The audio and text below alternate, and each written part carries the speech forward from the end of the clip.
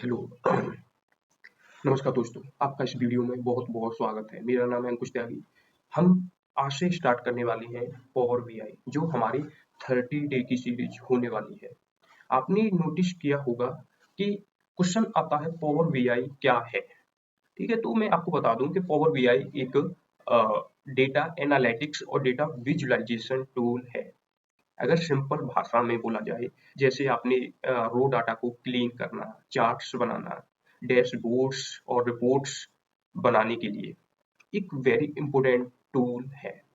इसके बाद में अगर बात की जाए, आपने नोटिस किया होगा कि एक्सेल भी एक टूल है। एक्सेल 10 लाख या उससे अधिक डाटा पर 10 लाख ऑलमोस्ट मान लीजिए अपने घुटने टेक देता है, तो फिर उसका बड़ा भाई आ जाता है पावर बीआई। वो बोलता है कि एक्सेल भाई टेंशन मत लो, मैं तुम्हारे साथ हूँ। तो पावर बीआई फिर डेटा को संभालने की जिम्मेदारी ले लेता है। आपने एक चीज और नोटिस की होगी कि एक्सेल में हम कोई भी डाटा सिंक नहीं कर सकते। जैसे किसी भी हमारे पास में कोई सोर्सेस है, उससे डाटा को सिंक नहीं कर सकते हैं, लेकिन प्रॉब्लम होती है ना? लेकिन पावर बीआई जो हमारा है, वो जैसे डाटाबेस में एक्सेल, एसक्यूएल, क्लाउड एपीआई 100 से अधिक डाटा को एक्सेस कर सकता है, उसे सिंक कर सकता है, वो भी लाइव डैशबोर्ड के साथ। तो दोस्तों, हमारा इंट्रो हो चुका है। अब हम अपने पावर बीआई के डैशबोर्ड पे आ चुके हैं। तो यहाँ पे आपको दिख रहा होगा, ये आपको फाइल, होम, इंसर्ट और व्यू, ऑप्टिमाइज, हेल्प, इसे बोला जाता है टैब बार। और इसके जो नीचे आपको दिख रहा है, इसे बोला जाता है रिबन बार। रिबन बार के अंदर क्या है कि डाटा ग्रुप, क्वेरीज ग्रुप के अंदर ट्रांसफॉर्म डाटा आता है। इंसर्ट ग्रुप के अंदर न्यू विजुअल, इस टाइप की चीजें आती हैं। अब आ जाते व्यू पे। इन चारों ऑप्शन को बोला जाता है व्यू बार। जैसे आपको रिपोर्ट की व्यू दिखाना। दूसरा है टेबल व्यू। तीसरा है मॉडल व्यू। चौथा है डेस्क क्वेरी व्यू। अब नीचे वाले पार्ट को बोला जाता है नेविगेशन बार। ये आपको दिख रहा है यहाँ से, मतलब पेज को एक्सिट, मतलब आगे की साइड में पेज नंबर 2 चाहिए, ले सकते हैं, क्रिएट कर सकते हैं। अब आ जाते हैं इसे फिल्टर, विजुअलाइजेशंस और डाटा। इसे बोला जाता है पेन, PANE। ठीक है।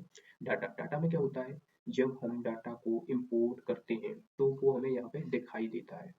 दूसरा विजुअलाइजेशन में विजुअलाइजेशन करना चीजों के बारे में। फिल्टर में फिल्टर किया जाता है। अब ये जो बीच वाला आपको पार्ट दिख रहा है, इसे बोला जाता है कैनवास। इस फील्ड में हम कार्य करते हैं, कैनवास वाले फील्ड में। तो ओके फ्रेंड्स, इतना हो चुका है। इसके बाद में हम बात करते हैं डाटा को इंपोर्ट कैसे किया जाता है। डाटा को इंपोर्ट करने के 3 तरीके होते हैं। सबसे पहला तरीका है, आपको यहाँ पे दिख रहा है, gate data from another source. दूसरा तरीका है, जो हमारा पेन बार है वहां से गेट डाटा में जा करके। तीसरा तरीका है, हमारी जो रिबन बार है वहां पे गेट डाटा करके। ओके, हम एक बार करके देख लेते हैं। फ्रेंड्स, क्या होता है, हम इसमें 100 से भी ज़्यादा सोर्सेस से डाटा एक्सेस कर सकते हैं। तो आप बोलोगे वो कैसे कर सकते हैं, यहाँ पे तो 4 ही दिख रहे हैं। वो आप जैसे नीचे जाओगे, क्लिक करोगे, जैसे ही क्लिक किया आपने, देखो यहाँ पे दिख रहा है। और ये मान लीजिए मुझे यहाँ से कनेक्ट नहीं करना है, यहाँ से करोगे तो भी वही आपको दिखेगा। ठीक है, मोर ऑप्शन पे जाओगे, देखो। ठीक है, अब मान लो यहाँ से नहीं करना मुझे, तो यहाँ से करना है, तो देखो फिर भी वही दिख रहा है। आप कहीं से भी डाटा को इंपोर्ट करो, घूम फिर के वहीं पे आना है आपको।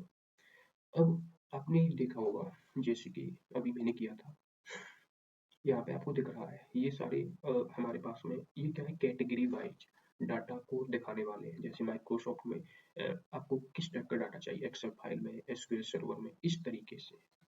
ओके। इसके बाद में अगर बात की जाए, तो आपने देखा होगा जब हम डाटा को लोड करने वाले हैं, तो डाटा को लोड करने से पहले आपको 2 चीजें याद रखनी पड़ेगी। सबसे पहले जब डाटा लोड करेंगे, तो उसमें ये देखना पड़ेगा कि डाटा हमारा पूरी तरीके से सेफ है कि नहीं। मतलब डाटा को समझना, अंडरस्टैंड करना। अगर जैसे मान लीजिए आपको डाटा समझ में ही नहीं आ रहा है, तो पावर बीआई में आप उसका यूज कैसे कर सकते हैं, नहीं कर पाओगे ना, इसलिए सबसे पहले डाटा को समझना पड़ेगा। डाटा को लोड कैसे करते हैं वो आप सीधा जाएंगे गेट डाटा पे या एक्सेल फाइल पे। मैं एक्सेल से ही डाटा लूंगा अभी। उससे पहले डाटा को समझना पड़ेगा। तो मैं अपनी फाइल में आ जाता हूँ। यहाँ पे मेरे पास में ये ऑर्डर डाटा है। ये 3 टाइप का डाटा है मेरे पास में। मैं जनवरी का ले लेता हूँ। अब आपको दिख रहा होगा ये एक जो कि डिलीवरी वाले होते हैं फूड रेस्टोरेंट, उसका डाटा है मेरे पास में। इसमें आपको ऑर्डर आईडी दिख रही है, ठीक है। ये ऑर्डर आईडी दी गई है किसी कस्टमर की। ऑर्डर डेट, ठीक है, ऑर्डर की जो डेट है वो दी गई है। और कस्टमर मतलब जो कस्टमर है उसकी मेन जो 30, 25, 28 जो उसका कोड है वो दिया गया है। रेस्टोरेंट जो रेस्टोरेंट है उसका कोड दिया गया है। फूड आइटम जो फूड का आइटम है उसकी आईडी है, कोड है, वो दिया गया है। क्वांटिटी क्वांटिटी का मतलब कितनी क्वांटिटी में कस्टमर जो भी सामान है वो डिलीवर्ड कर रहा है। और अगर डिलीवर स्टेटस पे अगर बात करें, अगर जैसे डिलीवर्ड हो जाता है उसके बाद में डिलीवर्ड सक्सेसफुली वाला ऑप्शन है वो आ जाता है, ठीक है, वो है। उसके बाद में पेमेंट मेथड मतलब जो जो भी कस्टमर है वो सामान ले रहा है वो किससे ऑर्डर कर रहा है, यूपीआई से, कोड से, सीओडी से, उसके लिए दिया है। ये हमें समझ में आ गया, लेकिन डाटा एक फॉर्म में नहीं होता, उसे हमें सेट करना पड़ता है, ठीक है। तो जैसे मेरे पास में एक दूसरी एक्सेल फाइल है, मैं यहाँ पे आ जाता हूँ। आपको ये अदर डाटा दिख रहा है, इसमें आ जाते हैं हम लोग। उसमें मुझे जो कस्टमर का नाम, रेस्टोरेंट का नाम और रेस्टोरेंट टाइप ये नहीं दिया गया था। यहाँ पे देखते हैं फूड जो आइटम कोड था वो आपको यहाँ पे दिया गया, और फूड नेम वहाँ पे फूड नेम नहीं दिया गया था, वो यहाँ पे दिया गया है। फूड टाइप, फूड का टाइप क्या है, जैसे ब्रेकफास्ट है, स्नैक है या डिनर है, वो सारी टाइप यहाँ पे दिए गए हैं। इसमें दिया गया है कस्टमर की डिटेल्स, ठीक है, उसमें फूड की डिटेल्स थी। इसमें आपको कस्टमर की आईडी दिख रही है, कस्टमर का नेम यहाँ पे दिया गया है, मेंबर टाइप, ठीक है। या इसमें मैंने फिल्टर लगाया हुआ है। वैसे फिल्टर की शॉर्टकट की अगर आपको याद होगी तो ठीक है। फिल्टर की शॉर्टकट की होती है कंट्रोल शिफ्ट प्लस एल, और एक और शॉर्टकट की होती है अल्ट ए और alt A T, alt A T, alt A T. इस तरीके से हम दो शॉर्टकट की से फिल्टर लगा सकते हैं। उसके बाद में रेस्टोरेंट डिटेल्स दी गई है, रेस्टोरेंट का कोड, ठीक है, restaurant name, restaurant type, north Indian किस टाइप का, ये चीज हो जाती है हमारी। दूसरा स्टेप आता है हमारा डाटा का ट्रांसफॉर्मेशन करना, ठीक है। जब हमने डाटा को अच्छे से समझ लिया, अंडरस्टैंड कर लिया है, तो हम डाटा का ट्रांसफॉर्मेशन मतलब क्लीनिंग करेंगे। अब मैं देखने वाला हूँ जैसे ये मेरा फूड आइटम्स वाला डाटा है, इसमें आपको कोई डाटा की रिक्वायरमेंट दिख रही है, इसमें कोई ब्लैंक पेज नहीं है, ठीक है, सही है। आइटम कोड है वो यूनिक है, सही है। या फूड नेम में भी कोई डुप्लीकेट नहीं है, लग रहा है मुझे यूनिक है, ये भी मुझे सही लग रहा है, ठीक है। अब देखते हैं यहाँ पे जो कस्टमर आईडी है वो भी यूनिक है, कस्टमर नाम भी यूनिक दिख रहा है, कोई भी ब्लैंक नहीं है। लेकिन यहाँ पे आप देखोगे, यहाँ पे आपको कुछ शॉर्ट में नाम दिए गए हैं, मतलब सही तरीके से मैनेज नहीं है। तो इसे हम ये चीज़ हमें फिल्टर लगा के काफ़ी आसानी से समझ में आएगी। हम अल्ट ए टी जैसे यूज किया, अब देखेंगे यहाँ पे देखो, जैसे गोल्ड को इसने जी लिख दिया है, रेगुलर को आर, मतलब शॉर्ट कर दिया है।